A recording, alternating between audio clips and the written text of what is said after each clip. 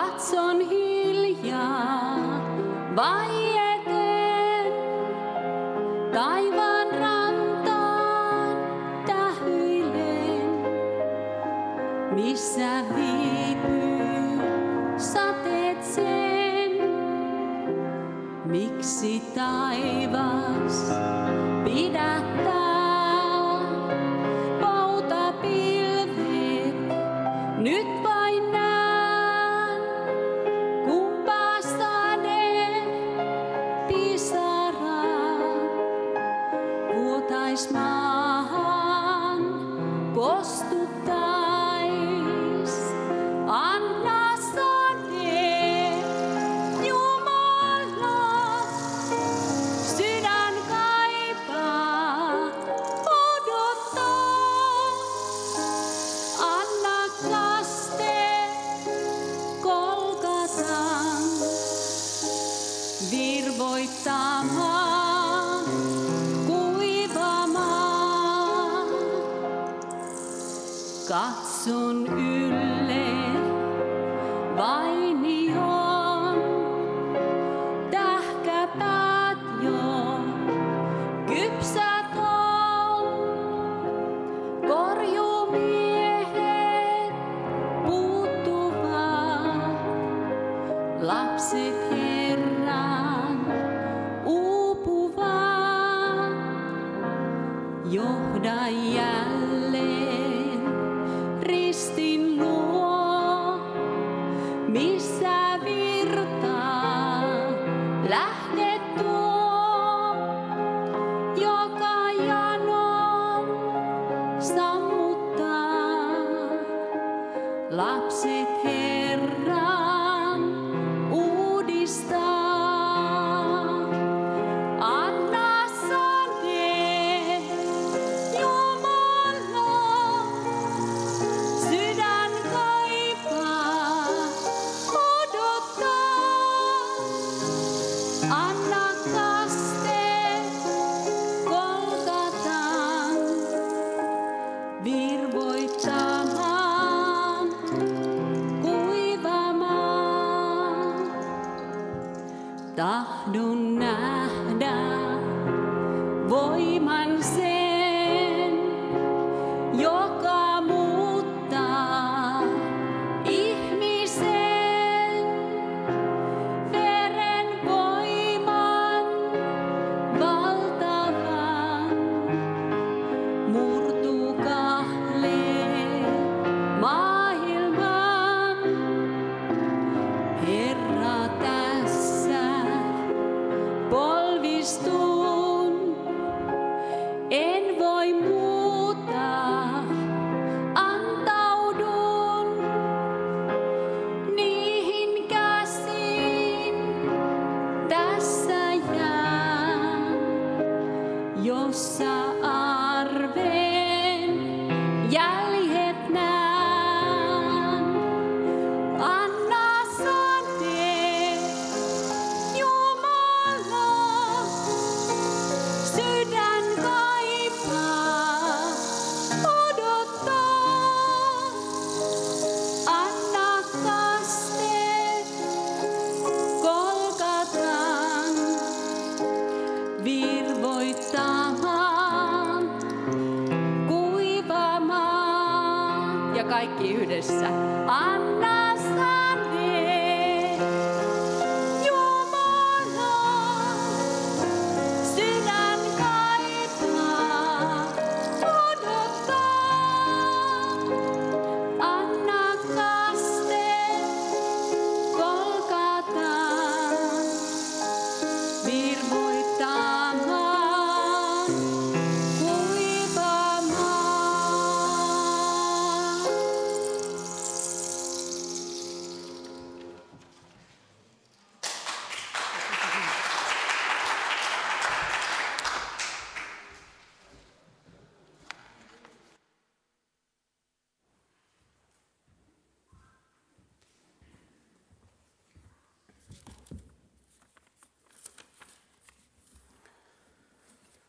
Siunattua lauantai-ehtoota ja Jumalan rauhaa. Tällä laululla Annukka Leinonen ja Soile Salminen toivottivat meidät tervetulleeksi tähän päivän toiseen tilaisuuteen.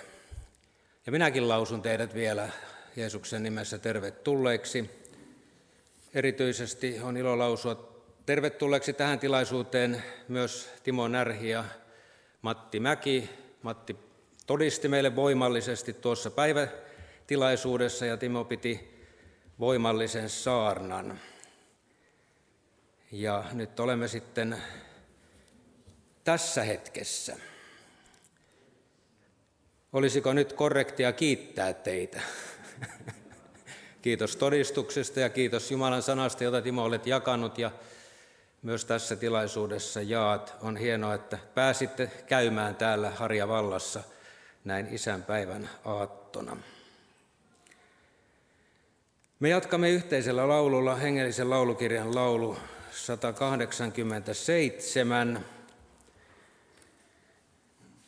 Olimme tuossa Huittisissa, kävimme tervehtimässä Annukan isää, joka muisteli tätä laulua, jonka Paavo Virtanen on saanut nimiinsä.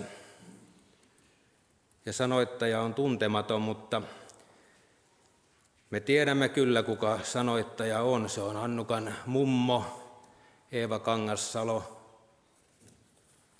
Antero itse oli silloin paikalla vuonna 1967, eli todistaja on. Se oli heinätöitten aikaan. Paavo tuli käymään Kangassalossa ja sanoi, että hänen päässään soi melodia, hän tarvitsee sanat. Annukan isoisä Urho vastusteli, tässä on tarpeeksi kiireitä, mutta niin vain Eeva lähti sinne sisälle ja oli hetken aikaa ja tuli sanojen kanssa ja totesi, että ei tästä kaksinen tullut tässä kiireessä, mutta kelvatkoon. Eli 187 ja tämän yhteislaulun jälkeen sitten Hannu Suomela tulee lausumaan aloitussanat ja johtaa meitä alkurukoukseen.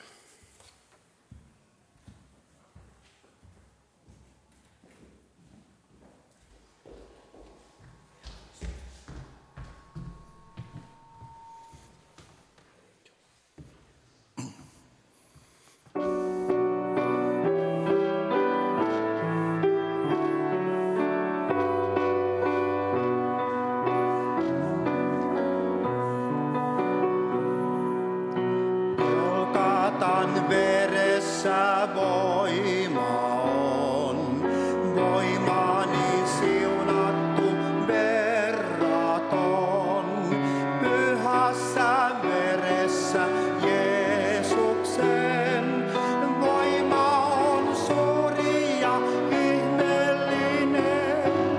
Golgatan veressä voima on, voimani siunattu.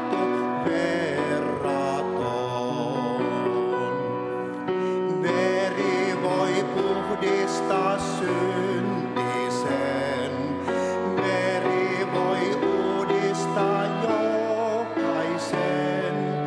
Pyhässä veressä Jeesuksen voima on suuri ja ihmeellinen. Veri voi puhdistaa syntisen, veri voi uudistaa jokaisen. Väsyneet kulkijat tulla saa, sairaat ja heikot hän parantaa. Pyhässä veressä Jeesuksen voima on suuri ja ihmeellinen. Väsyneet kulkijat tulla saa, sairaat ja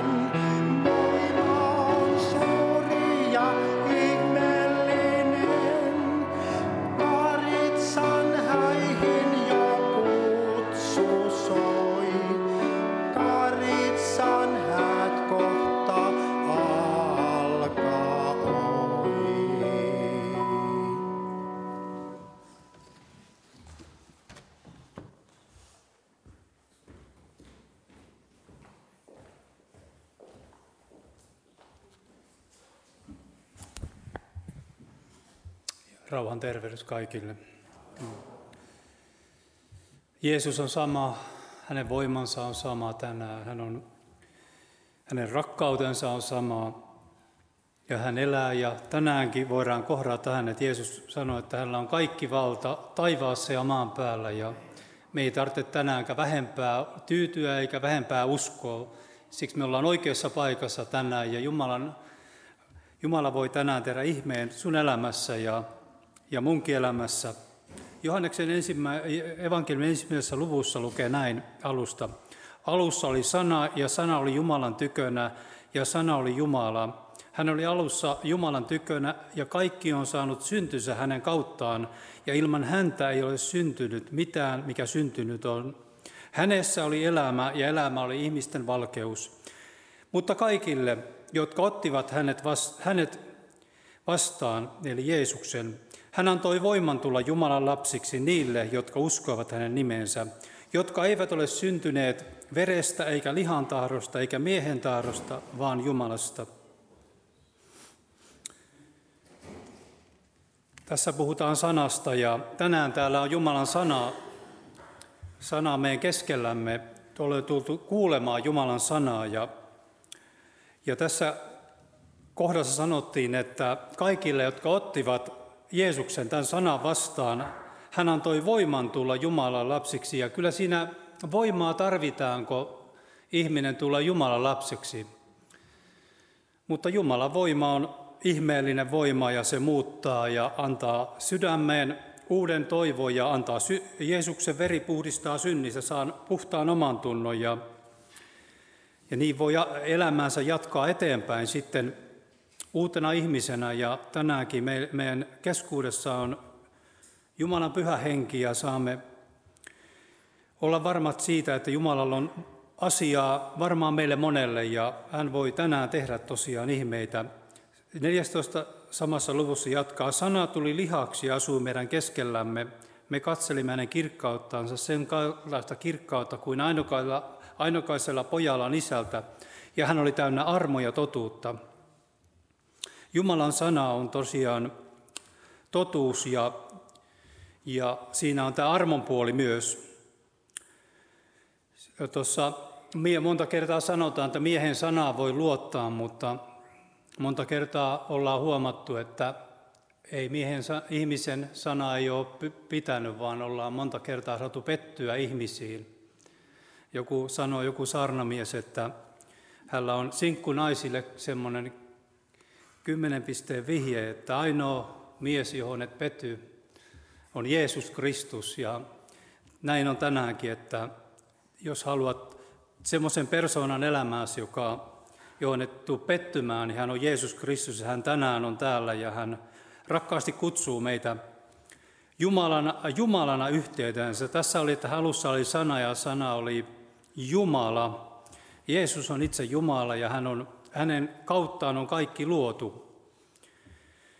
Ja hän tuli ihmiseksi ja siitä kertoo meille risti, mikä on se toivon merkki meille, minkä kautta meillä on pelastus tämän ristin sanoman kautta. Ja se on tänäänkin voimassa ja ihmisellä on mahdollisuus tarttua tähän Jumalan sanaan ja ristin työhön, jossa meidän synnit on sovitettu, jossa vihollisen valta on voitettu ja jossa myös sairauden voimat ja nämä kannettiin ristille. Mutta tänä päivänä on toinen voima, joka eksyttää. Sielun vihollinenkin on olemassa ja hän koittaa, että ihmiset uskos valheen sanan tässä maailmassa. Ja jokainen, joka tulee uskoon, niin joutuu tekemään parannuksen, eli luopumaan niistä valheista, missä hän elää. Ja siksi Jumalan sanan julistus ja Raamatun sana paljastaa meille, mikä on oikea ja väärin ja mikä on totuus. Hengellisessä kokouksessa käydään monta kertaa suuri taistelu täällä sisällä ja sielun vihollinenkaan ei koskaan jätä ihmistä noin vain. Tuossa olin yhdessä Hesburgerissa ja siinä keskustelin enää vanhan miehen kanssa, niin hän sanoi, että no katsotaan sitten miten käy. Hänellä oli tämmöinen valhe, että hän katsoo, että miten kuoleman jälkeen käy, että sitten nähdään. Mutta sitten on ehdottomasti liian myöhään. Siellä Raamattu sanoo, että Jeesuksella on maan päällä valta antaa syntejä anteeksi. Ja siksi meidän pitää tässä ajassa päättää se, lähdetäänkö me seuraamaan Jeesusta vai ei. Koska ajanrajan tuolla puolella ei ole enää mahdollisuuksia. Ja Raamattu sanoo, että hyvä, Hebrealaiskirja 4:2 sanoo, hyvä sanoma on julistettu meille niin kuin heillekin, mutta heidän kuulemansa sana ei heitä hyödyttänyt, koska se ei uskossa sulautunut niin, jotka kuulivat. Meidän tulisi niin kuin avata sydämemme ja ottaa se sana vastaan. Ja Raamattu sanoo, että joskus ei ollut ihmisillä tilaa siellä sydämessä Jumalan sanalle. Meidän pitää jossain määrin kääntyä sillä Jumalan puoleen, että me voisimme avata sen sydämemme sisimpäämme, sen oman minämme Jumalan edessä ja sanoa, että puhu sinä Jumala ja anna mun omat istutukset sieltä häipyä. Raamattu puhuu, Jeesus sanoo, että nämä väärät istutukset pitäisi juurineen repiä meidän elämästä pois, ja niin se monta kertaa on, että se on kova paikka, kun me joudumme tulemaan esiin. Ja sitten meillä on monta muutakin asiaa, mikä meitä sitoo, mutta Jeesus on voimallinen jokaisen kahleen katkaisee, jokaisen valheen paljastamaan ja antamaan todellisen elämän. Ja Raamattu sanoo, että Stefanuksesta hän oli täynnä armoa ja voimaa, ja hän teki suuria ihmeitä ja tunnustekoja kansan keskuudessa. Tänäänkin Jumalan voima on samaa, ja me voimme myös kokea sen omalla kohdallamme sen Jumalan ihmeen, ja saamme tänään pyytää tässä Jumalan siunausta tälle kokoukselle ja Timmolle, ja hän saa julistaa täällä, ja Tainalle, kun hän todistaa, niin hiljennymme tässä alkurukoukseen. Kiitos Jeesus, että sä oot tänään täällä meidän keskellämme, ja kiitos, että sinun voimasi on tänään sama, ja kiitos, että sinun veressäsi on puhdistava voima ja pelastava voima tänään. Halleluja, me kiitämme Pyhän Hengen voimaa myös, mikä Herra, avaa sydämet tänään vastaanottamaan sen sanan, minkä sä oot halunnut tälle kuulijakunnalle ja niille, jotka tämän kuulevat. Jeesus Kristus, me ylistämme sinua, Herra, ja me kiitämme, että saamme jättää tämän kokouksen sinun väkeviin käsiisi Jeesuksen nimessä. Aamen.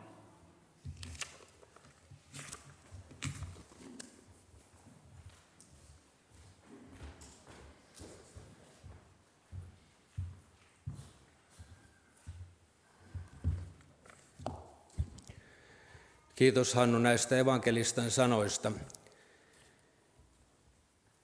Meillä ei ole tänään enää tilaisuutta, mutta huomenna on, ei tosin päiväkokousta, on isän päivä, paljon onnea ja siunausta kaikille isille, mutta meillä on huomenna illalla kello 18 Israel Suomi rukoilee -tilaisuus. Ja ensi sunnuntaina, jos Jumala suo, puhun aiheesta kristitty ja tunteet. Päivällä sanoin, että jos sinulla on tunne-elämä, tule kuuntelemaan. Nyt sanon, että jos sinulla ei ole tunne-elämää, tule kuuntelemaan. Otamme jälleen hengellisestä laulukirjasta laulun. 125 on numero. Ja Johannes Holmi toimii tässä esilaulajana. Herran hengen pyhä voima. Tämän yhteislaulun aikana me keräämme vapaaehtoisen rahalahjan. Laulun jälkeen Annukka laulaa 2 laulua ja hänen laulujensa jälkeen on Taina Suomelalla puheenvuoro. Eli ensin yhteislaulu, sitten Annukka ja sen jälkeen Taina.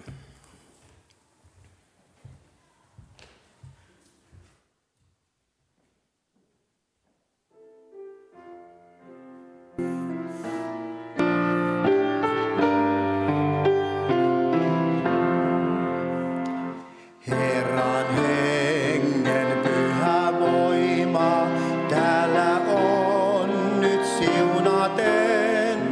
Taivas pilviä on täynnä, yllemme luokaste sen. Tullos Herra rukoilemme, armovirroin meidän luo. Uutta voimaa odotamme,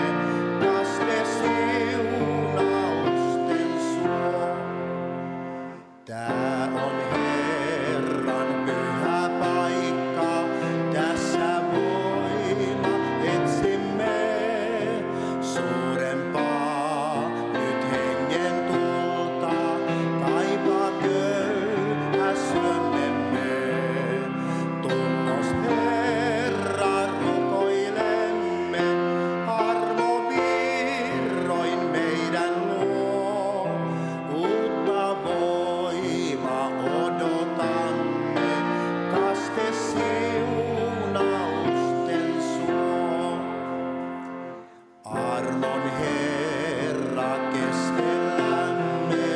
Täällä on, siis rukoilkaa, että saisi hengen liekki sydämissä leimahtaa. Tullos Herra rukoilemme, armovirroin meidän luo. Uutta voimaa odotamme, kaste siunausten suo. Avaa Herra ovet taivaan, tunnet kaipun sydänten.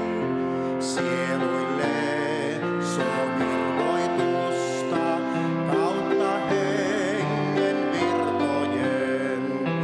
Tullos Herra rukoilemme, armovirroin meidän luo. Uutta voimaa odotamme, kaste siunausten suo.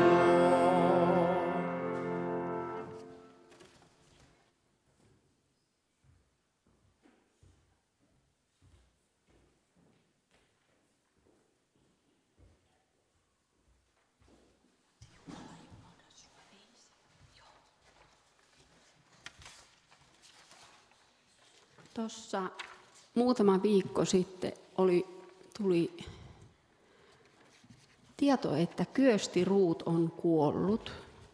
Niin mä tilasin ihan saman tien itselleni tämän nuottikirjan, että jos tämä loppuu, niin mä saan ainakin oman. Ja mä laulan tästä 2 mun suosikkilauluani.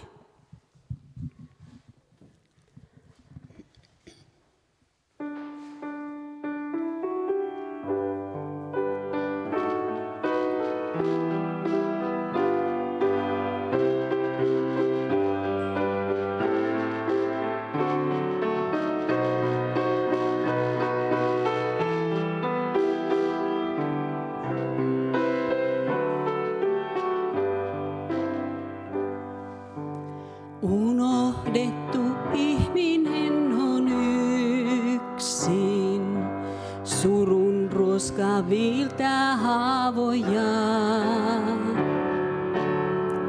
Unohduksen tuska kylmää sielua, yksinäinen huutaa armoa. Orvon itkut ilman kyyneleitä, suru suurin ihmisyyden on. Kuka antaa kyynelille arvoa, elämään voi tuoda armoa.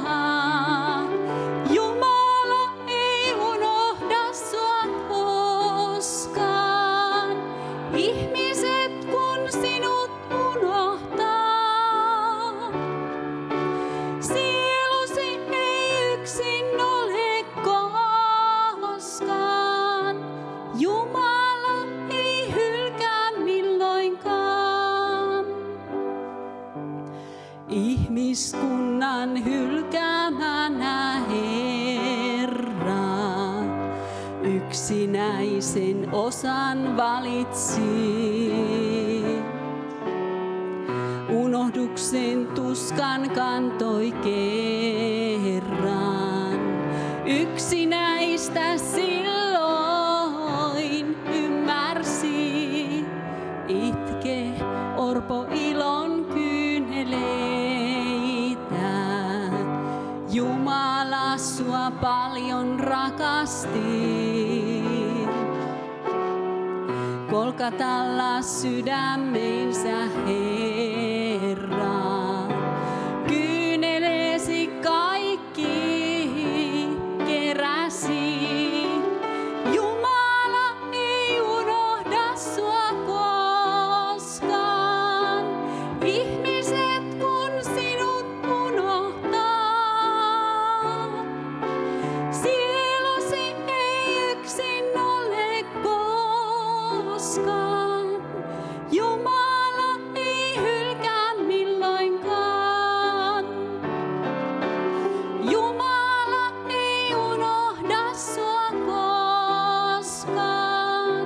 Ihmiset kun sinut unohtaa,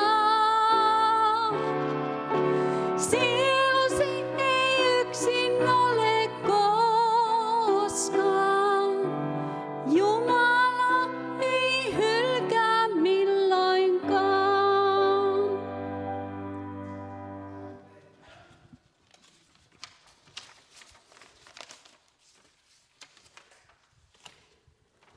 Kyhästi Ruut oli valtavan lahjakas taiteilija.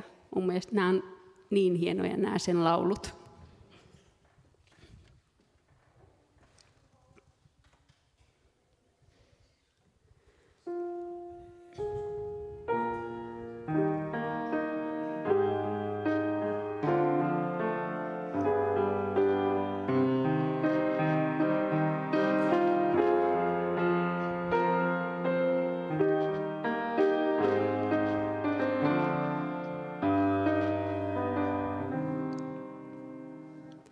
Maailman kaunein sana, hiljaisuus. Maailman kaunein tunne, hiljaisuus. Ei kuulu hänen luonaan sodan melskeet.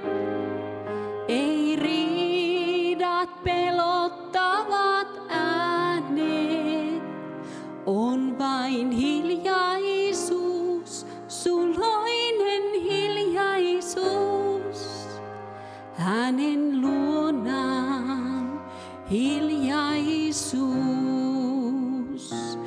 Hiljaisuuden voima sielumme kantaa.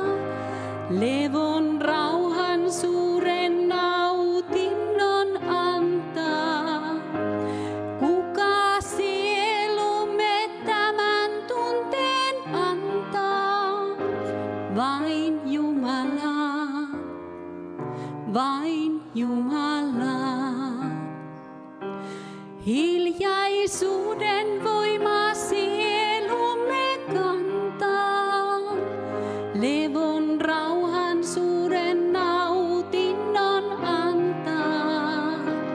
Kuka sielumme tämän tunteen antaa? Vain Jumala, vain Jumala. Maailman kaunein sävel, hiljaisuus. Maailman kaunein hetki, hiljaisuus. Se hoitaa sielun arvet verta vuotaneet. Se hoivaa haavat auenneet. Siksi hiljaisuus, valitse hiljaisuus. Rauhoittava hiljaisuus. Hiljaisuuden voima sielumme kantaa. Levon rauhan suuren nautinnon antaa. Kuka sielumme tämän tunteen antaa? Vain Jumala, vain Jumala. Hiljaisuuden voima sielumme kantaa. Levon rauhan suuren nautinnon antaa. Kuka sielumme tämän tunteen antaa? Vain Jumala, vain Jumala.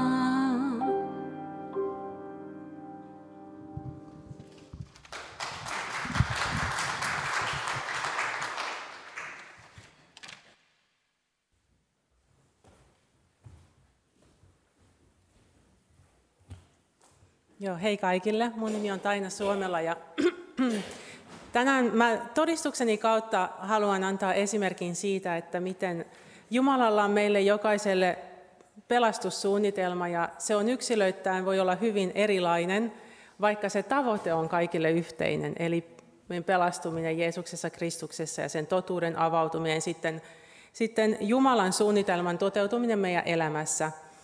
Ja tänä aamuna lenkillä ollessani Herra antoi mulle semmoisen kuvan ja analogian tästä asiasta, kun kuvitellaan esimerkiksi jotain isoa toimistorakennusta tai mitä tahansa rakennusta, taikka vaikka laivaa taikka lentokonetta, niin siellä on ne tietyt hätäuloskäynnit, siellä on tietyt käytävät, hissit, reitit, ovet. Ja jokaisen, esimerkiksi ison toimistorakennuksen seinällä on semmoinen niin kuin kartta, että sinä olet tässä ja sitten hätätilanteessa mitä reittiä sinun pitää lähteä. Ja sama on niin kuin tässä Jumalan pelastumissuunnitelmassa, että se sieltä ulospääsy on se meidän tavoite ja se pelastuminen on se tavoite, mutta riippuen siitä, että missä kohtaa elämässä me ollaan ja millaisissa elämän olosuhteissa me ollaan, niin se reitti on sitten erilainen. Ja sitten Herra myös näytti sen, että Jeesus ei ole siellä ulkopuolella, siellä mikä on se kokoontumispaikka silloin, kun tulee evakuointi. Se on se kokoontumispaikka. Ei Jeesus siellä vaan seiso siellä ja huuda sinne sisään, että onko sä nyt tompelo, eikö sä nyt tajua, sä elät valheessa, Raamattu sanoo näin ja sä elät synnissä. Ei vaan Jeesus tulee sinne meidän vierelle ja avaa niitä valheita, paljastaa niitä valheita ja ratkaisee niitä elämän solmukohtia meidän rinnallamme. Hän tulee hakemaan meidät sieltä ja meidän lähestymiskohdasta käsin. Ja mulle todellakin kävi kanssa niin, eli mä oon tuolta nykyisestä Sastamalasta kotoisin, kasvoin maaseudulla, mutta jo pienenä teininä mulla ei ollut mitään niin kuin negatiivista kokemusta ollut niin kuin kristinuskon kanssa tai kirkon kanssa, mutta mä olin sellainen tosi syvällinen nuori nainen ja mä jo teininä niin kuin ihmettelin sitä, että mitä virkaa on jollain kirkolla, instituutiona, rakennuksena tai papeilla, että niin kuin, en mä tarvitse sellaisia, mä haluan suoran yhteyden Jumalaan. Ja sitten yksi sukulainen mainitsi siihen, kun mä sitä hänelle kommentoin, hän sanoi, että niin, Jeesus asuu meissä sisällä. Mutta hän ei selittänyt, että miten se Jeesus tulee sinne sisälle, enkä minä kysynyt sitä, mutta silloin mä jo päätin, että mä en halua olla missään tekemissä kristinuskon kanssa, en kirkkojen, en Raamatun, en näitä ihmisten kanssa, jotka edustaa tätä. Ja silloinhan mulla on ollut jo tietty niin kuin ymmärrys siitä uskonnollisuuden hengestä, mistä tässä ei todellakaan ole kysymys. Mutta siinä on, niin kuin sanotaan, että mä heitin sen vauvan sen kylpyveden kanssa pois, koska mä hylkäsin Raamatun. Ja mä en hylännyt Jeesusta, mutta mä hylkäsin myös Jeesuksen, koska Jeesus on Jumalan sana. Ja mä hylkäsin sen Raamatun sillä selityksellä ja perusteella, että tämä on ihmisen kirjoittama kirja niin kuin ihmisten manipulointia varten. No näistä lähtökohdista sitten, elämä vei mua eri maihin ja eri olosuhteisiin, mutta sitten kun mä esimerkiksi katolisissa maissa, Espanjassa ja Itävallassa asuin, niin tämä mun käsitys vaan vahvistui, kun mä näin, että on tätä katolista meininkin. Mä näin ne kirkot ja ne kaikki rituaalit, mitä siellä oli ja tällaiset, niin se vaan vahvisti sitä, että mä en halua olla missään tekemisessä tämän asian kanssa. Mutta sitten kuitenkin myöhemmin mä hairahduin uskomaan idän uskontojen asioita. Mutta siinä vaiheessa mä olin jo sen verran sokaistunut, että mä en niin kuin pysähtynyt sitä katsomaan. Mutta sitten, miten Jeesus sitten alkoi tarttua mun elämään, on ensin mä olin vakavasti sairaana. Ja hän ilmestyi mulle sinne sairaalaan ja mä täysin parannuin. Mutta mä ymmärsin sen vasta jälkeenpäin, että se oli Jeesus. Mutta hän antoi mulle aivan yliluonnollisen rauhan ja otti kaiken pelon pois ja mä sain parantua. Mutta sitten se todellinen Jumalan pelastussuunnitelma mun elämässä alkoi siitä, kun mä muutin Euroopasta Australiaan. Et mä olin monta vuotta jo Euroopan sisällä asunut eri maissa, ja se oli mulle kuin lastenleikkiä. Se oli niin kuin päinvastoin sillä, että mä en voinut olla sitä tekemättä. Se oli mulle ihan yhtä luonnollinen asia kuin syöminen ja nukkuminen. Että nyt mä menen tonne ja teen tota, ja ovet avautuu, asiat eteni helposti. Totta kai oli elämän haasteita, niin kuin kaikilla meillä, mutta niin kuin Euroopan sisällä ei mitään, kaikki. Mutta sitten, kun vuodesta 2011 ja erityisesti vuodesta 2013, kun mä siirryin sinne Australian mantereelle, niin se vei mun koko elämäni ylös alasin.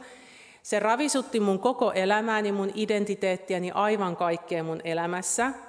Ja siihen asti mulla oli ollut semmoinen uskomus, ei välttämättä semmoisesta niin kuin omasta niin kuin kunnianhimosta, vaan siitä, että ne asiat vaan oli tapahtunut, että kaiken mitä mä teen, niin menestyy. Koska niin oli tapahtunut opinnoissa, työelämässä ja näin, ja ovi oli avautunut, ja ne on tietysti kaikki ollut Jumalan ansiota.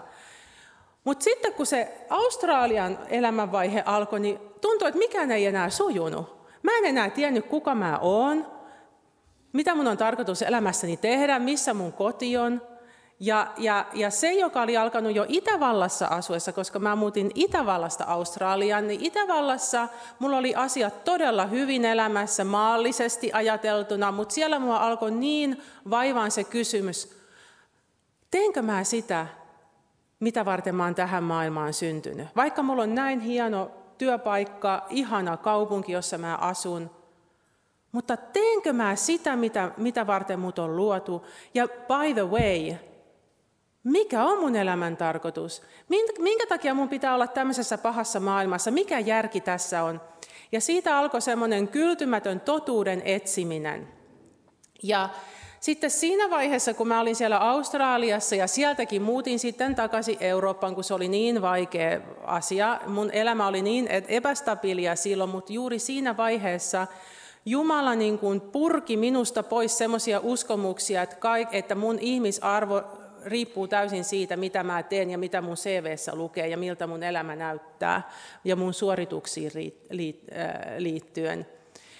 Ja sitten se loppukaneetti tälle Jumalan pelastussuunnitelmalle tuli silloin, koska Jumala salli mun todellakin silloin, kun nämä sulkutilat alkoi, niin hän todellakin salli mun asua siinä kaupungissa, josta tuli sulkutilojen pääkaupunki koko maailmassa, jossa oli kaikista tiukimmat ja mielivaltaisimmat toimenpiteet, siis Melbourne, Australia. Kanadassakin oli todella hirveät olot, mutta mä kuulin joka paikasta, että Melbourne oli kaikista pahin, ja mä olin siellä sen keskellä. Silloin mä en voinut enää paeta. Ja siellä Jumala otti mut erityiskäsittelyyn, ja loppujen lopuksi maaliskuussa 2021 lähetti mun elämääni internetin kautta semmoisen Shona Hogin Kaliforniasta, joka piti sellaisen ilmaisen koulutuksen aiheessa Soul Restoration. Ja tässäkin tarinassa niin kuin näkee sen, että jos joku olisi tullut mulle sanoa, että Taina, sä elät synnissä, sun pitää tehdä parannus, Raamattu sanoo näin, sun pitää etsiä seurakunta, mitä kaikkea. Mä en olisi kuunnellut sitä, koska mä olin tehnyt sen päätöksen, että täällä ei ole mitään virkaa mun elämässä, ja Jumala tiesi sen. Ja hän tiesi, että miten minut saa siihen koukkuun, jos käytetään tätä kalastaja-analogiaa. Miten mut saa koukkuun? Se oli se totuus. Ja sitten tämä Shona alkoi suoraan latoa niitä valheita, joissa minä elin ja joihin minä uskoin. Ja koska minä halusin löytää totuuden, niin sillä Jeesus sai minut kiinni. Ja sitten, kun tämä totuus oli mulle valjennut, mä vieläkin muistan sen hetken, kun mä rannalla kävellessäni lenkillä ollessani kuuntelin näitä Shonan videoita. Kun hän oli tosiaan Kaliforniassa ja mä olin Melbourneissa, niin aikaeron takia kuuntelin niitä tallenteina. Ajatelkaa, miten Pyhä Henki toimii. Hänelle mikään ei ole mahdotonta. Hän voi mihin tahansa olosuhteisiin, mitä tahansa kommunikaatiovälinettä käyttää pelastaakseen ihmisiä. Niin sillä hetkellä sitten, kun mulle se totuus avautui, niin mä näin Jeesuksen kasvot tässä kohtaa, ihan lähellä. Ne oli tämän ristiinnaulitun Jeesuksen kasvot, ja mä tajusin, että mä olin jokaisen kiven elämässäni kääntänyt, mutta häneen en ollut tullut mulle ei tullut ajatelleksikaan sitä, että mä olisin Jeesukseen katsonut. Ja mä tajusin sillä hetkellä, että Jeesus oli aina ollut minun kanssani. Hän ei koskaan ollut minusta luopunut, eikä luovuttanut. Hän oli ollut uskollinen. No siinä sitten täysin omissa oloissani videon johdattamana annoin elämäni Jeesukselle siellä Australiassa. Ja mä en edelleenkään halunnut mihinkään seurakuntaan liittyä, koska mä olin vakuuttunut, että mä voin ihmisiin luottaa, niin kuin täälläkin on tänään laulettu ja puhuttu, että näin. Että mä en mihinkään seurakuntaan halua, että mä haluan vaan olla itse Jeesuksen kanssa ja Jumalan kanssa, että mä en tarvi mitään tällaista. Ja senkin Jumala tiesi, että okei, Tainalla on nyt tämmöisiä uskomuksia tästä asiasta, mutta totta kai me tarvitaan seurakuntaa. Mutta hän osasi siinäkin taas sitten johdatella niitä sen toimistorakennuksen käytäviä oikeaan suuntaan, että hän ensin salli mun saada uskovan kasteen internetin kautta mun oman kylpyhuoneen tuossa kylpyammeessa. Sekin oli, Jumala, eihän meillä Suomessa ole juurikaan kylpyammeita, mutta siellä oli kylpyammeita, niin siellä se onnistui.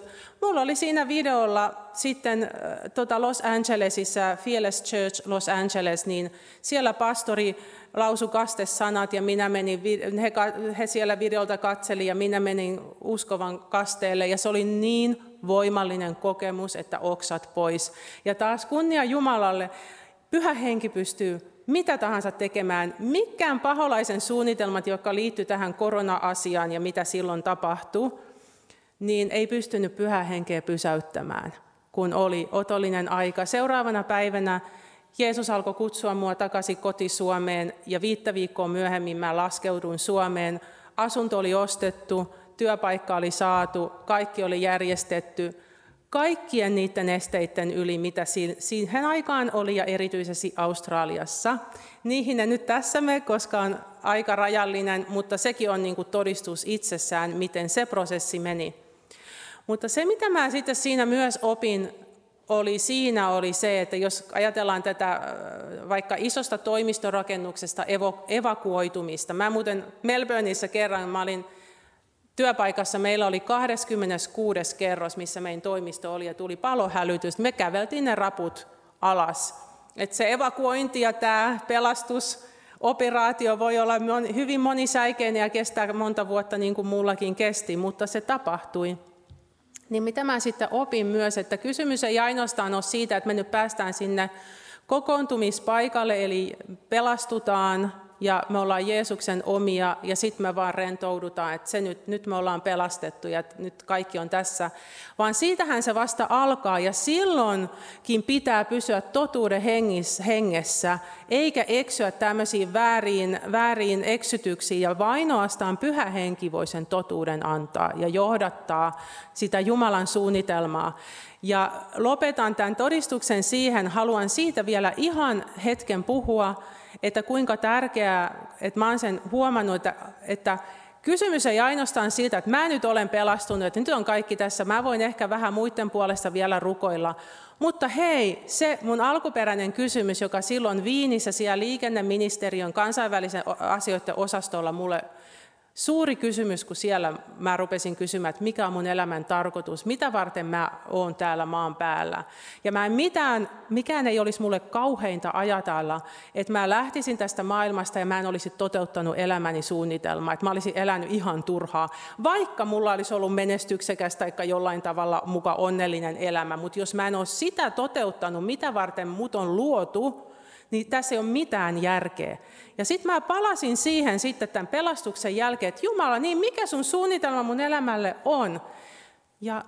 Ja mun on tarvinnut, tämä henkien erottelukyky on ollut niin tärkeää myös uskovana, ja uskallan sanoa myös vanhempana uskovana, vaikka mä en ole vielä vanhempi uskova, koska esimerkiksi mä olin yhdessä ylistysryhmässä, jossa me tavattiin joka toinen perjantai pienellä porukalla ylistämään, laulamaan, rukoilemaan ja sitten vähän iltateetä ja semmoista yhteisöllisyyttä.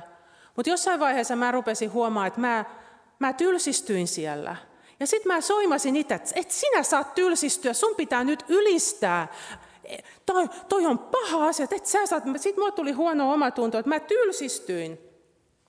Ja sitten seuraavassa hetkessä mä huomasin, että mä en oikein odottanut niitä iltoja enää. Ja sitten mä tajusin, että Pyhä Henki puhuu mulle. Nämä laulut, mitä täällä lauletaan, ne on sielullisia lauluja. Niin ne ei ole hengellisiä lauluja. Ne on tämmöisiä, jotain.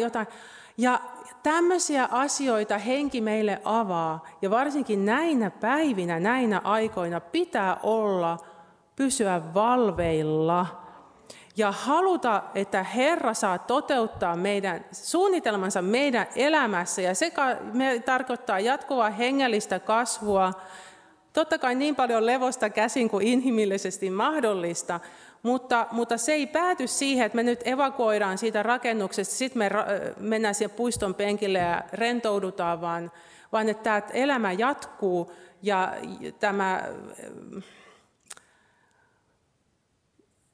se totuuden hengen ylläpitäminen ja etsiminen eri elämän osa-alueilla ja eri tilanteissa on niin tärkeää. Ja tosiaan tämän ylistysryhmän kanssa mä pistin Gideonin villat Herralle ja tuli vahvistus, älä mene sinne enää. Ja mua aivan ihmeellisellä tavalla alkoi kiinnostaa nämä hengellisen laulukirjan laulut ja ton keltaisen, just nämä suomalaiset hengelliset laulut. Ja tämä on niin kuin, me tunnetaan se, jos joku meitä ravitsee, jos joku ei meitä ravitse, tai jos joku ravitsee meitä väärällä tavalla. Ja kun Pyhän Hengen johdatuksessa mennään, niin kaikki on mahdollista. Ja todellakin tässä yhteydessä Jeesus myös johdatti minut seurakuntayhteyteen. Ja siinäkin mulla oli se, että Jeesus, mä en osaa itse päättää elämässäni mitään. Mä en osaa itse tehdä mitään ilman sinua. Johdata mut semmoiseen seurakuntaan, joka on sinun mielesi mukainen. Ja siinä vaiheessa mä sitten olin valmis hyväksyä seurakuntayhteyden. Ja kiitos siitä, että nyt saamme täällä Hannun kanssa olla. Ja kiitos, että sain todistaa. Ja siunausta loppuillalle ja siunausta teille kaikille. Pysykää pyhässä hengessä ja totuudessa.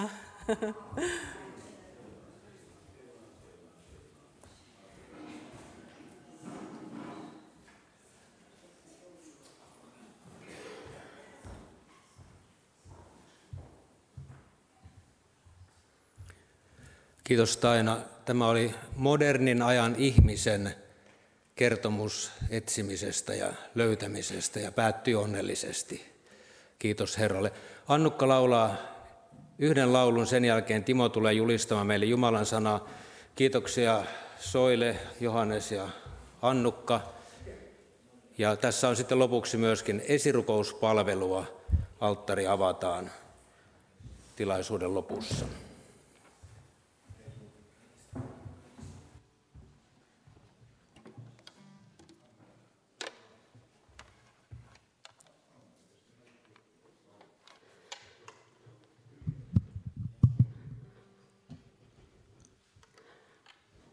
Mulla on nyt tämä Even ja Ossin laulu Sielläkin, mistä Markus yhdessä puheessa sanoi.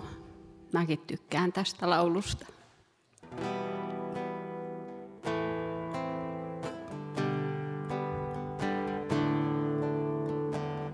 Siellä missä asuu mieli murtunut, on joku paino voimaan kajonnut. Siellä jalat on liian painavia. Siellä kädet ei saa mistään kiinni. Se paikka vetää pelkoa puoleensa ja hylkii kaikkea kaunista, siellä missä asuu mieli murtunut. On joku paino voimaan kajonnut. Mutta sinä oot läsnä sielläkin, missä rukoillaan vain heikoin huokauksin. Ja sulla on valta silloinkin, kun maailma on mennyt sekaisin. Siellä missä asuu sydän särkynyt, on luonnon järjestys kai järkkynyt. Siellä valo on vailla voimiaan. lämpö lunasta ei lupaustaan. Ja kaamos karkaa kevään kamppaamaan, yö pitää päivä pilkkanaan, sillä missä asuu sydän särkynyt. On luonnon järjestys kai järkynyt. Mutta sinä oot läsnä sielläkin, missä rukoillaan vain heikoin huokauksin. Ja sulla on valta silloinkin, kun maailma on mennyt sekaisin. Sä olet siellä, missä on ihmiskäsi voimaton. Ja sulla on valta sielläkin, sielläkin. Sinä oot läsnä sielläkin, missä rukoillaan vain heikoin huokauksin. Ja sulla on valta silloinkin, kun maailma on mennyt sekaisin. Sä olet siellä, missä on ihmiskäsi voimaton. Ja sulla on valta sielläkin, sielläkin. Sulla on valta sielläkin, sielläkin.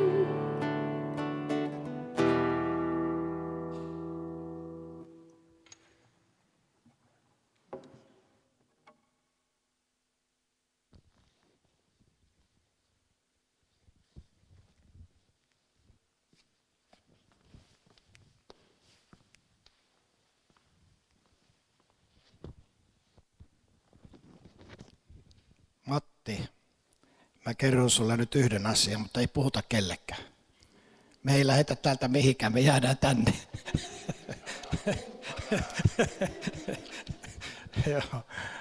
Aivan mahtavia ihmisiä täällä, te olette kaikki niin suloisia kerta kaikkia. Tiedättekö, miksi te olette suloisia? Sen tähden, että olette Jumalan kuvia. Hän on omaksi kuvakseen meidät itse kunkin luonut. Ja sen tähden me ollaan niin äärettömän arvokkaita. Jumala rakastaa meitä kaikkia ja osoittaa sitä. Kiitos näistä todistuksista ja kaikista puheista, lauluista ja kaikista. Ja teidän ihanista ilmeistä, kiitos kaikille. Niin tehdäänpä sillä tavalla, että ei varmaan tässä kirkossa enää tehty mitään vastaavaa. Niin annetaan kaikki itsellemme aplodit, että me olemme olemassa.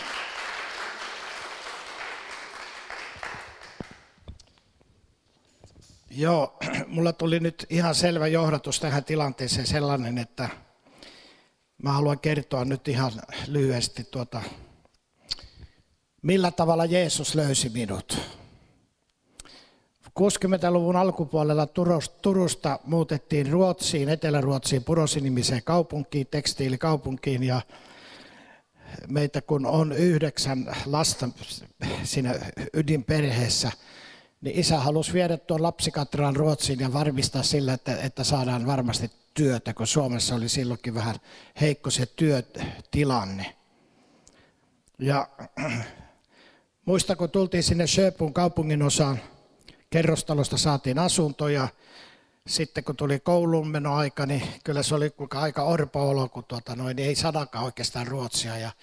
Ja sitten välitunneilla rupesi kuulumaan siellä pihalla, että Finjävel. Eli suomeksi suomipiru tai suomalaispiru.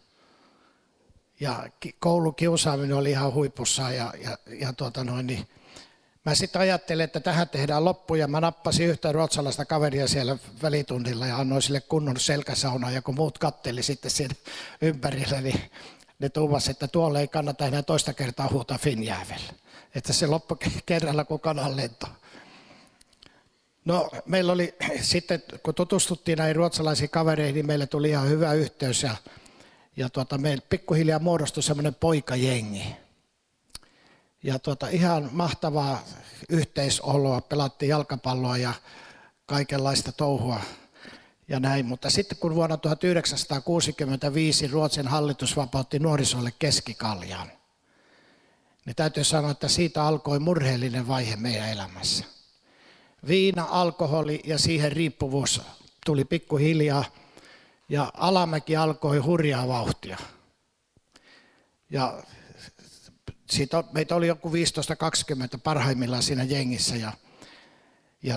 niin sitten kun kaljaa tarpeeksi, kun se tuotiin sinne elintarvikeliikkeeseen, ei ollut mitään rajoitteita, saatiin hakea niin paljon kuin vaan rahaa oli ja ryypättiin ja sitten rupesi vaan käymään niin, että entistä enemmän vaan ostettiin ja sitten aina ei pelkästään viikonloppuisin, vaan piti jo keskellä viikkoakin ruveta juomaan.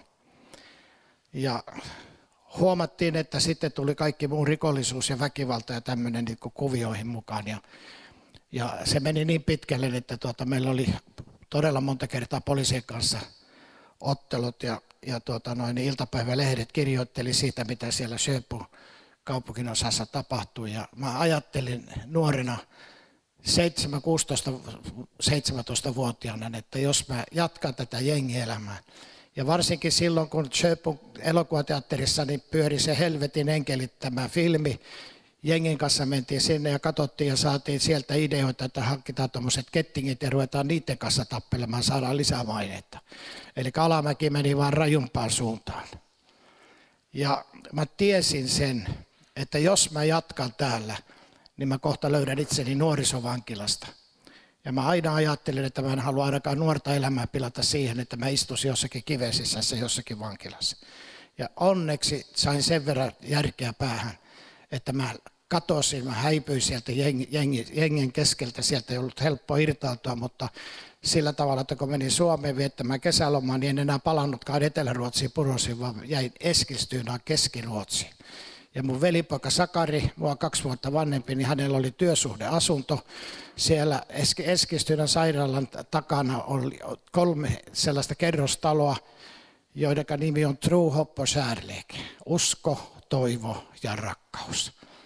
Ja Sakke oli saanut siitä rakkaustalosta niin asunnon ja kun Suomesta tuli, niin jäi sitten hänen luokseen. Ja jengielämä jäi, mutta viinan kanssa touhaaminen jatkui. Mutta samanaikaisesti, kun tämä elämä meni niin kuin meni, niin kiitos Jumalalle siellä Etelä-Ruotsissa, Purosin kaupungissa, siellä oli isä ja äiti, jotka tiesivät, mikä valtava merkitys on rukouksella. Mä oon elävä todistus siitä, ystävät, että teidän rukouksenne ei mene turhaan. Kun te rukoilette lastenne ja lastenne puolesta, niin te varmasti tulette vielä eräänä päivänä toteamaan, että teidän lapset tulee tai lapsen lapset tulevat ja kertovat, että kiitos isä, kiitos äiti, että jaksoit rukoilla, jaksoit taistella. Kyllä meilläkin siellä tilanteita oli sillä tavalla, että saatana yritti kaikki meidät 3, Niilon, Sakarin ja minä, jotka olemme evankeliumityössä tänä päivänä, niin yritti tappaa muuta. Kerron vain yhden esimerkin, kun sunnuntai-aamuna krapuloissa oltiin siellä rappukäytävän alakerrassa, nukuttiin, kun ei kehdannut mennä kotiin humalatilassa aamuyöllä, niin tuli Kenneth-niminen ruotsalainen poika, 17-vuotias, jolla ei ollut edes ajokorttia, tuli ja sanoi tällä tavalla, että löysi meidät sieltä alakerrasta ja sanoi, että pojat, lähdetään testaamaan hänen Opel Capitaniaan, että hän on sellaisen ostanut. Ja oli talvikeli ja kesärenkaat ja tiedätte melkein miten siinä kävi. Kaveri tulee maalaistietä 120 kurviin ja ei pystynyt enää hallitsemaan autoa, kun auto lähti heittelehtimään molemmin puolin tietä. Ja me, Niilo, Sakari, minä ja sitten ruotsalaisia jengin kavereita istui siinä. Meitä oli kaiken kaikkiaan 7. Ja nähtiin, että hän ei hallitse enää sitä autoa, että se menee nyt. Ja sivuluissussa oli menossa sähkötolppaan. Mun oikealla puolella istuva Sakari veli näkee sen tilanteen vakavuuden. Jos me siinä vauhdissa olisi menty siihen, törmätty siihen metallitolppaan, niin kaikki olisimme siirtyneet tästä ajasta ikuisuuteen ja suoraan päätä helvettiin, kun sanotaan suomeksi, niin kuin asiat on. Mutta Sakke siinä mun vieressä, kun näkee sen tilanteen, huutaa tuskaisen huudon, kaikki kuuli siinä autossa, mutta kaikki meni niin nopeasti, että jälkeenpäin vaan sitten käytiin läpi näitä asioita, niin hän huutaa, että Jeesus auta. Ja kun me Jälkeenpäin mentiin niitä katsomaan sitten niitä jälkiä, niin siinä oli todella tapahtunut yliluonnollinen ihme, että se auto vääjäämättä oli menossa siihen sähkötolppaan. Ja sitä oli siirretty sen verran, että me ohitettiin sen, mutta siitä huolimatta mentiin ainakin 30 metriä sinne pellolle. Onneksi oli talvi, että oli lumi, joka pehmitti vähän, että sen verran, että katto melkein, no tuli, ei ihan täysin, mutta jonkun matkaa tuli niin kuin sisään, ikkunat kaikki rikki. Ja mä ilmeisesti olin eniten se kaveri, joka sai niitä lasisiruja, niin että sairaanhoitajat Purosin sairaalassa niin ainakin tunnin pihteellä keräsi niitä lasisirpaleita mun kropasta. Niin tämäkin tilanne. Ajatelkaa, kuinka helvetti olisi juhlinut, Luciferi olisi juhlinut. Olisi saanut helluntai-saarnaaja. Isä oli väkevä profeetta, helluntai-saarnaaja, jonka kautta syntyi niin Ruotsin kuin Suomenkin puolella väkeviä herätyksiä. Hän oli paaston ja rukouksen mies. Isä tiesi, mitä on rukoilla, mitä on taistella, mitä on saada voitto saatanasta ja henkivalloista. Ja koko ajan, niin kauan kun elin ilman Jeesusta, niin mä koko ajan aistin ja koin ja tunsin, että joku näkymätön seuraa mua koko ajan. Ja se oli isän ja äidin kyyneleet. Se oli isän ja äidin rukoukset, jotka suojelivat ja varjelivat niin monelta vaaralta. Ja mä oon niin monet kerrat purtunut Jumalan edessä ja kiittänyt Jumalaa siitä, että mä sain syntyä uskovaiseen kotiin. Niin, että isä ja äiti jaksoi rukoilla niin kauan, kun me Purosissa oltiin. Sitten tehtiin poikien kanssa päätös kaikki, että me ei voida asua enää vanhempien kanssa täällä saman katon alla. Että he ovat niin murheen raskauttamat, kun he näkevät, että kuinka meitä viedään, mitä se jengielämä on ja kaikki tämä. Että oli tosi liikuttavaa kokea sitten, että sitten pikkuhiljaa alkoi heidän rukouksiin tulemaan vastauksia. Sakari opiskeli Helsingissä nuoriso-ohjaajaksi ja meni jouluksi kotiin. Mä olin Eskilstylässä, jäin sinne, en mennyt Purosiin ja tällä tavalla. Ja siellä Purosin helluntai-seurakunnassa oli lauantai-iltana kokous, jossa oli Terje Bertsen, väkevä norjalainen evankelista julistamassa. Ja kun hän menee sinne pönttöön, niin kun mä nyt tässä menen, mun piti ihan erilaisia juttuja puhua täällä tänä iltana, mutta tällainen on Jumalan henki ja tällainen on profetaalinen henki. Niin Sakke sanoi, että isä sai houkuteltua hänet sinne kokoukseen, siihen lauantai-illan kokoukseen. Ja kun hän istuu siellä, niin kun hän nousee sinne alkaa puhumaan, niin sanoi, että häneltä otettiin yhtäkkiä se teksti pois ja hänen piti nyt julistaa tällä tavalla. Ja se oli naulan kantaa, se kuvasi niin Sakarin elämän silloista tilannetta, että se oli niin voimakas, että tuo norjalainen mies Sakke ajatteli, että kukaan ei ole voinut hänelle puhua, minkälaisessa elämäntilanteessa hän nyt juuri on ja mitkä ovat hänen elämänsä taistelut. Ja niin hän julisti sen, mitä Jumala käski hänen julistaa. Ja kun tuli se tilanne, jolloin kutsuttiin antamaan elämän Jeesukselle, niin Sakari oli ensimmäinen, joka marssi sinne ja itkien antoi elämänsä Jeesukselle. Ja seuraavana päivänä soitti Eskilstynään puhelimelle ja sanoi, että Timo, arvaa, mitä mulla on tapahtunut. Niin mä sanoin heti äänestä, kuulin, että Sakarin ääni on erilainen. Mä sanoin, että sä oot tullut uskoon. Sakke sanoi, että niin, mistä sä tiedät? Mä sanoin, että sun ääni jo kertoo sen, että Jeesus asuu sun sydämessä. Sä et ole enää se vanha Sakari. Ja sitten Sakari sanoi, että nyt me isän kanssa ja äitin kanssa, niin me aletaan oikein todellinen rukouskampanja taistelu niin, että sinäkin tulet uskoon. Ja se oli mulle niin kuin semmoinen pisti, mä tiesin, että nyt on saatana munkin kohdalla häviämässä tämän jutun, että nyt Jeesus saa voiton. Ja siitä mentiin tammikuun viimeiselle viikonloppulle, niin oli sunnuntai-iltaan.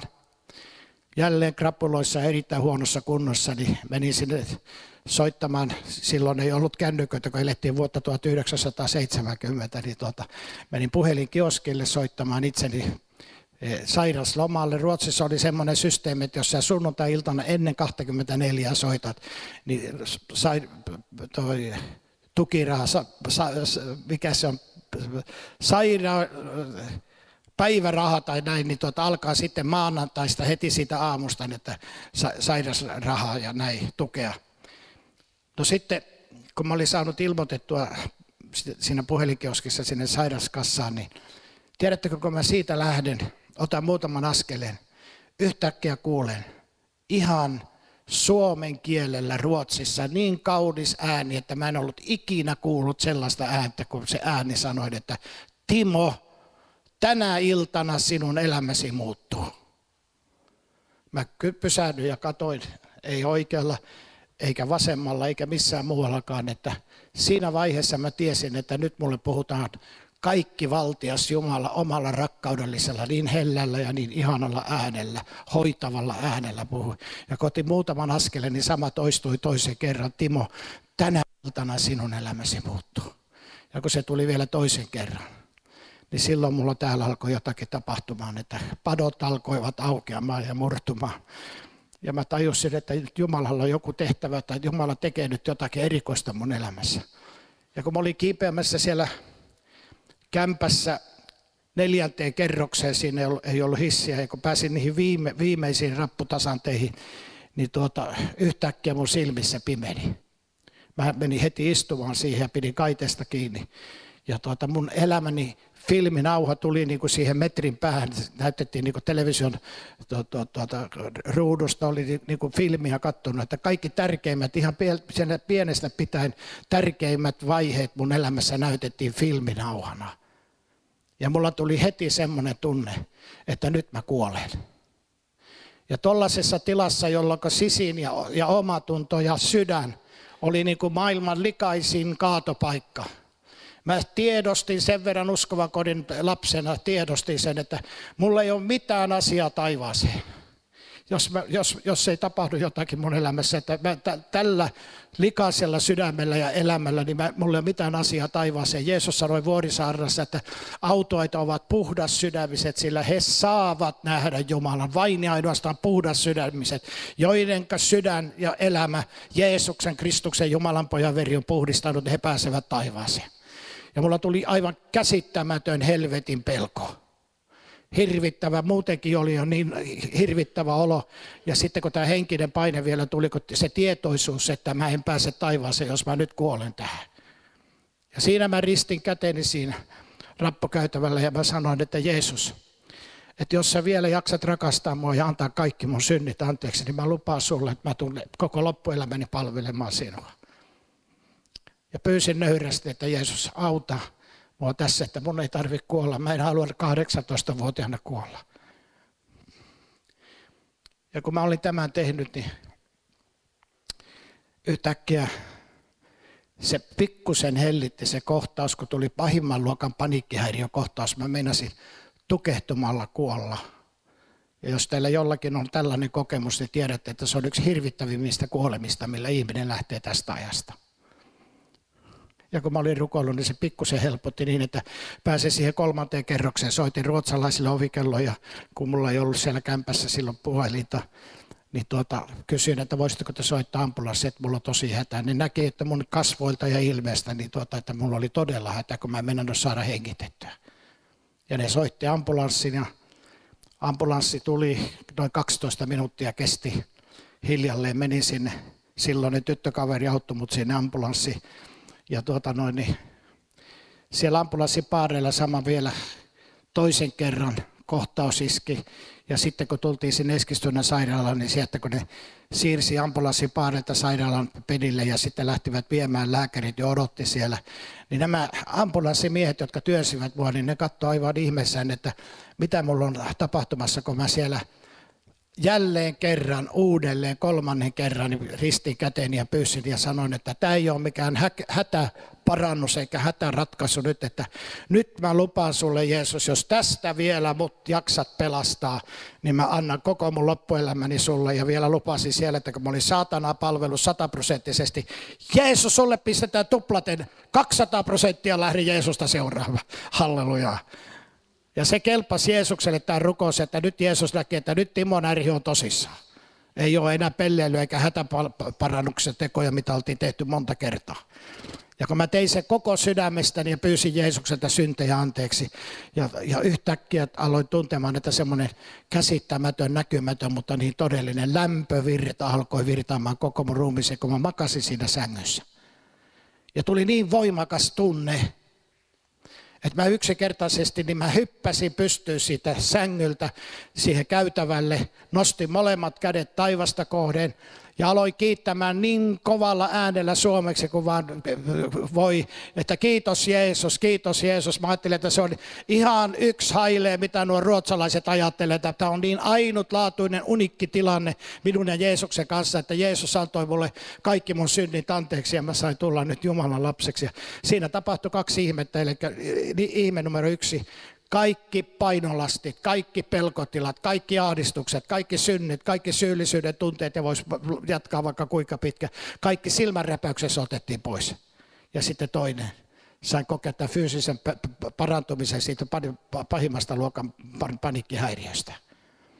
Ja voi kerta kaikkea, kun närhillä tuli semmoinen olo, että se lähti lentoon. Halleluja.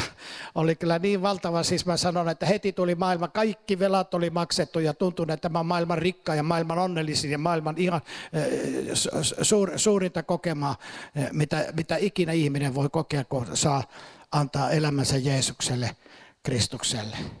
Ja siitä sitten, kuulkaa, elämä muuttui niin, että kun ambulanssimiehet auttavat ja veivät sitten sinne, niin lääkärit siellä odotti ja ne rupesi katselemaan, ei ne edes ruvennut tutkimaan, kun ne sanoi, että kun ne katsoi vähän aikaa mua, niin ne sanoi, että mitä te tervettä miestä tänne tuotte. Halleluja. Oli niin ilo todeta, että Jeesus on paras lääkäri ja hän teki sen sekunnissa, hoiti kaikki kuntoon. Ja tiedättekö siitä, kun sitten lähdettiin sinne ulos, kun lääkärit ei jonkun resepti, jota ei koskaan mitään tuommoisia lääkkeitä hakenut ja tällä tavalla, niin kun menin sinne ulos, niin se oli aivan käsittämätöntä, että musta tuntui, että onko mä katsellut tätä maailmaa ihan mustavalkoisena, että ei tämä voi olla näin kaunis. Että kaikki luonto ja kaikki ne näytti niin toisenlaiselta. Kaikki muuttui 100%. Tämä on yksinkertaisesti, voidaan sanoa, että kohtaaminen Jeesuksen kanssa on elämäsi syvällisin kokemus. Ei ole mitään toista kokemaa, mitä voitaisiin verrata siihen kokemukseen, kun sä kohtaat Jeesuksen ja Jeesus kohtaa sinut ja antaa sinulle kaikki sinun synnit anteeksi. No siitä sitten mentiin sinne asunnolle ja onneksi sieltä löytyi maailman ihanin kirja, Raamattu. Heti mulla tuli käsittämätön semmoinen tunne, että mun täytyy alkaa lukemaan tätä Raamattua. Mä aloin lukemaan sitä ja siinä kun luin, niin heti sain kokea, että Jumala alkoi puhumaan. Mä ihmettelin, että hyvänen aika, että ennen kuin mä luin tätä Raamattua, niin ei yksinkertaisesti, niin en ymmärtänyt kovinkaan paljon, mutta nyt melkein ymmärsin kaikki, kun luin sitä Raamattua. Ja sitten mä ajattelin, että mä nyt on sille keskiviikkoaamuun, niin etten mene töihin. Ja sitten keskiviikkoaamuna menin semmoiseen pieneen metallitehtaaseen, jossa oli töissä silloin eestiläinen pomo, joka koulutti mut metallityön tekijäksi ja tein Volvolle ja Saapille osia ja opin nopeasti sen systeemin ja tällä tavalla. Ja sitten oli 6 ruotsalaista poikaa ja niiden kanssa oli sellaista ryyppäämistä siellä Eskilstynassa. Ajatelkaa, kun mä tulin 7 sitten keskiviikkoaamuna sinne tehtaalle. Ne miehet, nuoret miehet, teki semmoisen rivin ja kun mä tuun siitä ovesta sisälle, ihan niin kuin ne olisi vaistunut, että nyt tulee Timo töihin ja nyt sillä on jotain tapahtunut, me halutaan heti kättelyssä kuulla, että mitä sillä on tapahtunut. Ja kun ne seisoo siinä, niin mä pysähdyn niiden eteen ja ne alkaa sieltä kyselemään multa ja huutaa mulle, että varför ser du så lycklig ut? Miksi sä näytät niin onnelliselta? Har du fått ett lottovinst? Onko sä saanut lottovoiton? Du ser så annorlunda ut. Sinä näytät niin erilaiselta. Se on juuri sitä, mitä Jeesus itse lupaa, että kokemus Jeesuksen kanssa se muuttaa niin täydellisesti, niin totaalisesti ihmisen elämän kuin juuri tämä totuus, mitä tämä sisko tässä toi esille. Niin totuus tekee meidät vapaaksi. Ja on vain ja ainoastaan yksi totuus. Kaikki muut on valhetta tässä maailmassa ja totuus on persoona eikä mitään muuta ja se on Jeesus. Hän on ihmiskunnan historian ainut, joka kykeni sanomaan ja osoittamaan sen totuuden itseensä, hänen persoonansa ja hänen olemassaolonsa. Jeesus sanoi, minä olen tie, minä olen totuus ja minä olen iankaikkinen elämä. Ja tuossa kuulkaa, kun nämä kaverit arvotteli tällä tavalla, teki tämmöisiä kysymyksiä, niin silloin mä ajattelin, että nyt on mahtavaa, että mä saan kerralla työpaikalla niin pitää kunnon herätyskokouksen näille kaverille ja kertoa, mitä mulla on tapahtunut. Ja mä kerroin juurta jaksain, mitä Eskilstunan sairaalassa käytävällä tapahtui. Ja ne kaikki oli aivan, kuuntelivat ja olivat aivan ihmeessä. Ja sitten kun mä olin sanonut sen aamenen siihen loppuun, niin sitten yksi huutaa sieltä ja sanoi, että nyt menetettiin viinakaveri. Pojat heti ymmärsivät, että nyt pysyy korkit kiinni Jeesuksen nimessä. Se saatanallinen aine, joka tuhoaa niin paljon ihmisten elämää tässä maailmassa. Raamattu sanoo alkoholista ihan suoraan, että ei ole viisas kenkään, joka siitä hoipertelee. Se on saatanan juoma ja siellä on demonit. Me nähtiin nuorten jengissä heti, että kun alettiin sen kanssa leikkimään pirun kanssa ja annettiin sille pikkulilli, niin kyllä vei kohta meidät semmoisille teille, että aivan käsittämätöntä. Mutta siitäkin vapautuu kerta kaikkiaan ja Jumala antaa meille runsaamman ilon kuin mitä heillä on runsaasta viljasta ja viinistä. Sanotteko aamen? Hallelujaa. Ja tätä Jeesus ihanaa läsnäoloa ja rakkautta, niin sitä on nyt kestänyt jo pitkästi yli 40 vuotta ja kyllä se oli niin valtava kokemus, mikä se on riemullisin tapahtuma meidän elämässämme, jotakin lähtemätöntä tulee. Raskas taakka nostettiin, kaikki näyttivät kirkkaammalta, kauniimmalta, maailman onnellisimmat ihmiset ja se oli niin höyhenen kevyt olo. Se vaan yksinkertaisesti on ihmeellisin kokemus, mitä ihminen koskaan elämänsä aikana voi kokea. Ja sitten se, mikä on niin ihana, mä kerron vielä tähän loppuun, että varmasti jokainen tietää, että se mitä Jeesus ja mitä tämä kirja kertoo meille taivaasta, niin se pitää 100%, on olemassa taivas ja on olemassa helvetti. Meidän seurakunnasta Seinäjoelta niin yksi mies joutui sydänleikkaukseen siellä Seinäjoen sairaalassa ja niin leikkaus ei onnistunut hänen kohdallaan. Se tapahtui niin, että sydän pysähtyi. Ja häntä alettiin elvyttämään. Ja se kesti jonkun aikaa ennen kuin saatiin elvytettyä niin, että henki palasi hänen ruumiisensa. Ja tiedättekö tämä mies, kun nousee sieltä istumaan sen elvytyksen jälkeen, katsoo vihaisesti lääkäreitä ja sanoo, miksi te elvytitte minut, oisitte antaneet minun mennä. Ja sitten hän alkaa kertomaan, minä lähdin Jeesuksen kanssa, valtava, siis aivan käsittämätön musiikki ja se ilmapiiri ja ne värit ja ne kukat ja kaikki ja se portti, mistä mentiin sisälle sinne taivaaseen. Ja sitten kuinka Jeesus alkoi niin rakkaudellisesti puhumaan minulle ja näin ne enkeli, valtavat joukot ja kaikki se puhtaus ja se pyhyys ja se ilmapiiri.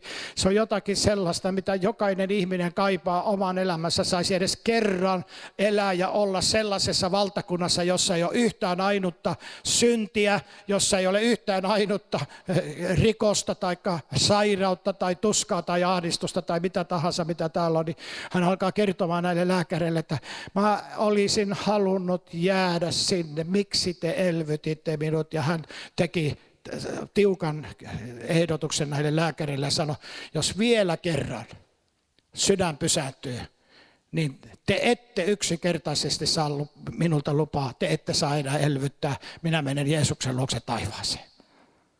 Jos tämä ei kerro sitä, että paratiisi, taivas on totta, niin mikä sitten? Ja se on täysin tervejärkinen mies ja kertoi vain ja ainoastaan totuuden kokemuksellisesti, mitä hän oli käynyt läpi ja mitä hän oli saanut nähdä. Se on jotakin aivan valtavaa.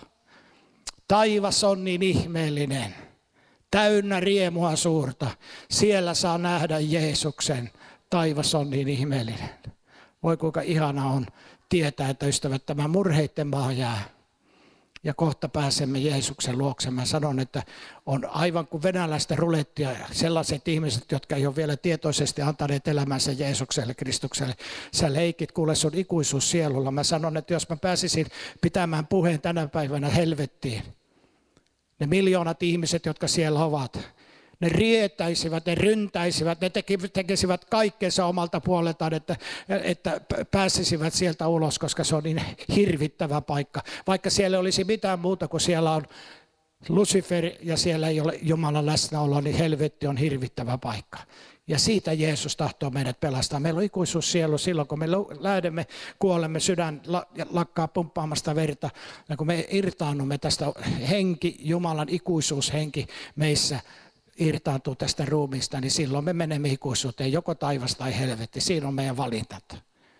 Ja mä uskon, että täällä on kaikki te olette tervejärkisiä, että jokainen teistä haluaa valita Jeesuksen ja saada Jeesukselta synnit anteeksi. Niin kuin tuossa aikaisemmassakin kokouksessa oli useita ystäviä, jotka halusivat, että Jeesus antaa heille heidän synnit anteeksi. Painetaan hetkeksi päämme rukoukseen. Ruotsissa on viime aikoina lyhyenä aikana yli 5000 nuorta antanut elämänsä Jeesukselle. Ajatelkaa, yli 5000. Itse tuli 2 viikkoa sitten Tukholman läheltä siitä Södertäljestä, niin siellä oli väkevä kokous sunnuntai-iltana ja oli niitä jengiläisiä oli 3. Siellä nämä jengit tappelee ja tappaa toinen toisiaan ja tällainen Södertäljen jengi on yksi kuuluisimpista niistä, niin oli valtava kokous niin kuin täälläkin tänä iltana. Ne oli ihanat, kun ne 3 jengiläistä istui siellä takaosassa, niin kun annoin pelastusmahdollisuuden ja kutsun ja tällainen, niin heti yksi niistä jengiläisistä, niin olipa aivan mahtava nähdä, että hän aivan niin kuin rehtimies niin astuu sinne eteen. Ja kun kysyin, että mitä sä haluaisit ruotsiksi, niin mitä sä haluaisit, että Jeesus tekisi, haluan tulla uskoon. Ja kyyneleet alkoivat valumaan hänen silmistä, kun sai julistaa hänelle Jeesuksen nimessä ja veressä synnit anteeksi. Ja mä oon takuun varma siitä, että varmaan nämä muutkin jengin jäsenet, kun tämä saattoi jopa olla jengin johtaja, niin antoi elämänsä Jeesukselle. Ruotsin kuuluisin näyttelijä on tullut ihan hiljan uskoon. Ruotsissa tapahtuu valtavia asioita nyt kerta kaikkiaan, että siellä uskovat ovat lähteneet liikkeelle ja sen mukaan on alkanut tapahtumaan iranilainen nainen, farsin kieltä, persian kieltä, omia maamiehiä ja naisia, pakolaisia, niin on ihan lyhyenä aikana kastanut yli 500. Kuulitte oikein. On tullut iranilaisia muslimeita, on tullut uskoon pelkästään Tukholman alueella, niin iranilaisia, saatika sitten muunkin kansalaisia, niin yli 500 tämmöinen oikeassa sankarinainen evankelioi rohkeasti näitä muslimeita, ja kun ne tulee uskoon, niin ei muuta kuin lyö heti kasteelle. Halleluja. Aivan valtava. Ihana, että tässä rupeaa itsekin tulemaan innostua, kun kuulee, että naapurimaassa tapahtuu tällaisia. Kyllä täällä Suomessakin tapahtuu, Jumalalle kiitos. Ei tässä kauankaan, kun Tampereella pitivät semmoinen väkevä porukka kokouksia siellä Tampereen helluntai-seurakunnassa, joka oli ääriä myöten. Kadulla tekivät työtä, kutsuvat nuoria ihmisiä sinne kokoukseen. Ja Tampereen helluntai-seurakunnan rukoushuone tuli aivan täyteen. Ja noin 800 nuorta antoi useammassa kokouksessa elämänsä Jeesukselle. Ja Seinäjoella meitä nyt nuorisokokouksissa lauantai-iltaisin niin 300-350 nuorta. Nuoret tajuavat, tällä maalla ei ole eikä maailmalla ole mitään tulevaisuutta. Jeesus sanoi, minä annan teille tulevaisuuden ja toivon. Tämä menee omaa kierrettään. Me tiedetään, että antikristus seuraavaksi tulee, mutta ennen sitä Jeesus tulee ja noutaa ja vie meidät uskova taivas kotiin. Ja me saadaan siellä olla, kun täällä alkaa järkyttävä myllerrys. Kun ei ole enää seurakuntaa, ei ole enää Jumalan pyhän hengen läsnäoloa, ei ole enää kristittyjä. Niin kyllä tämä on maanpäällinen helvetti sen jälkeen tämä maa ja täällä oleva elämä. Et sen tähden on tärkeää nyt, että kun ylöstempos, ajatelkaa jos Jeesus ensi yönä tulisi.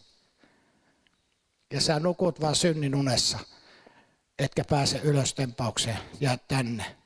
Se olisi järkyttävintä, mitä voisi koskaan tapahtua. Ja sitä ei Jumala sua eikä halua kenellekään, että sellainen kohtalo olisi sulla. Nyt tänä iltana piti puhua näin vakavasti. Mulla olisi ollut aivan väkevä teksti teille, mutta nyt aina ollaan kuuliaisia, mihinkä pyhähenki ohjaa ja johdattaa. Sanotteko amen? Ja meillä ei ole mihinkään kiire. Isänpäivä alkaa vasta aamulla 9, että ennen sitä, kun päästään täältä pois, niin jos...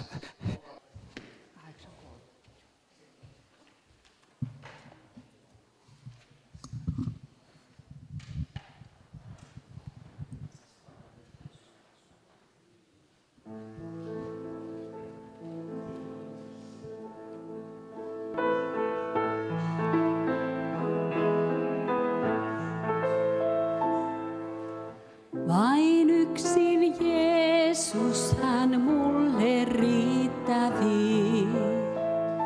Vain hänen luonaan tyyntyisen meni. Vain luona ristin hiljaa vartoen. Saan kaiken häneltä, mä mitä tarvitsen. Vain luona ristin hiljaa vartoen. Saan kaiken häneltä, mä mitä tarvitsen. Kuin virva tulten tuo liekki häilyvää.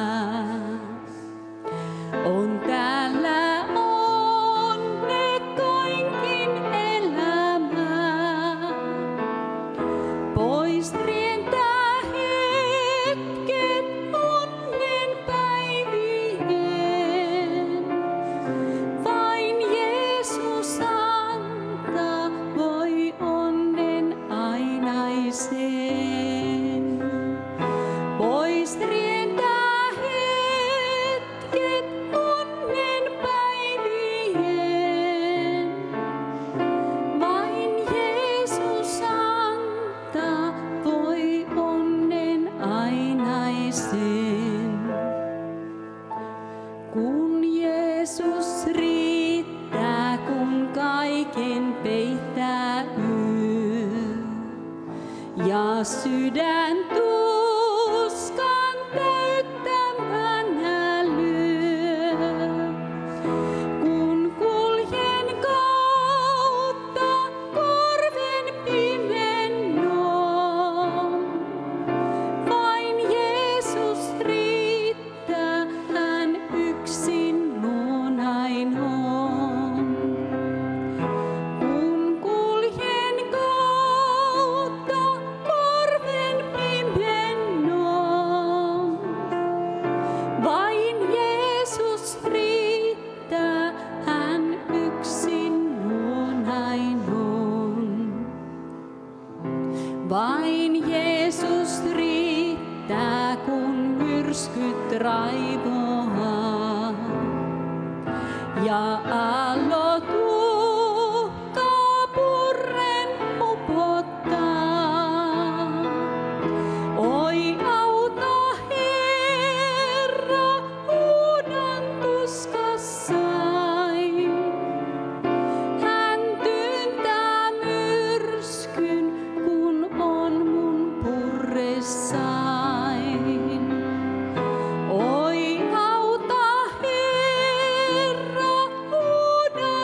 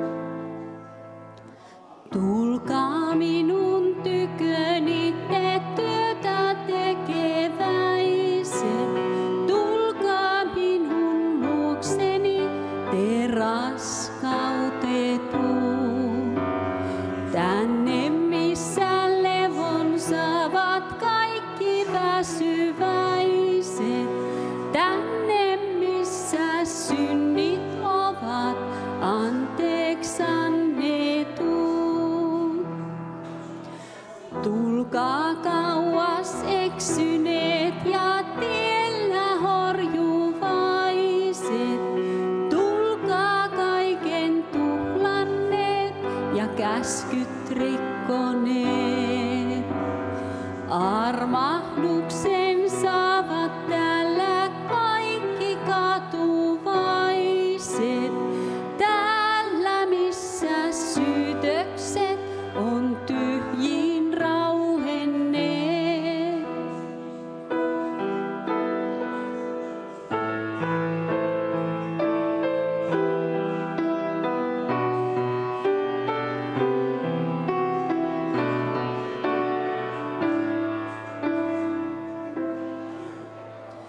Tulkaa lapset turvapaikkaan siipieni alla.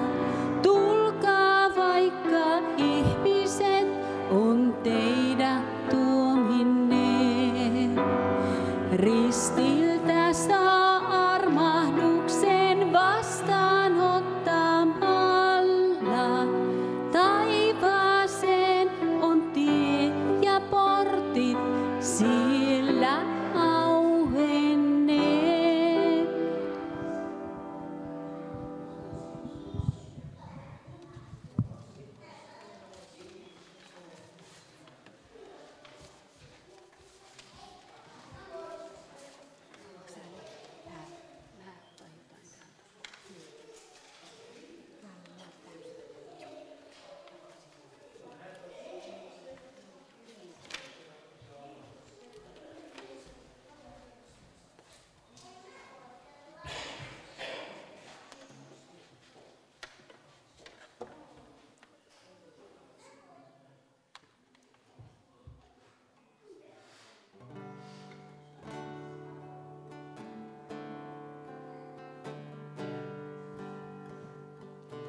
Oot Herrani, kuninkaani, en tiedä mihin suruttasi vertaisin. Oot kaikkeni, oot arteeni, ei ole mitään mihin sinut vaihtaisin. Anna mun viipyä sun pyhyydessäs, Jeesus. Anna mun ihmetellä kirkkautta.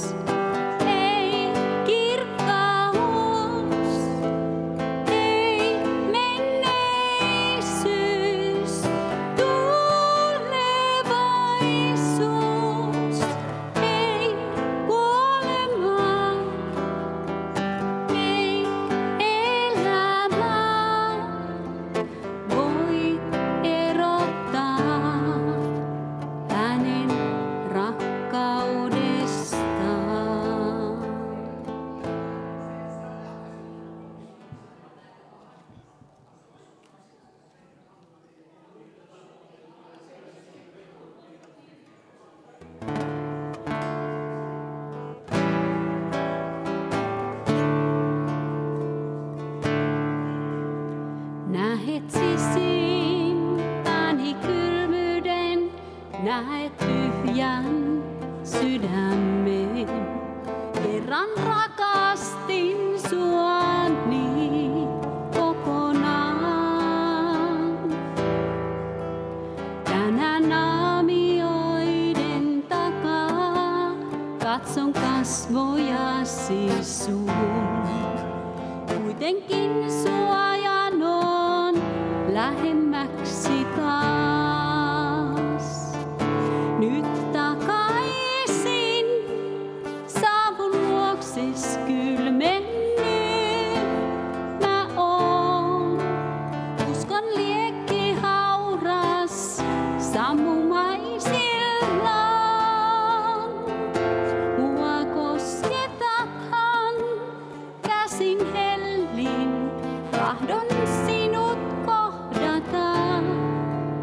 Jeesus, tahdon kuitenkin sua seurata.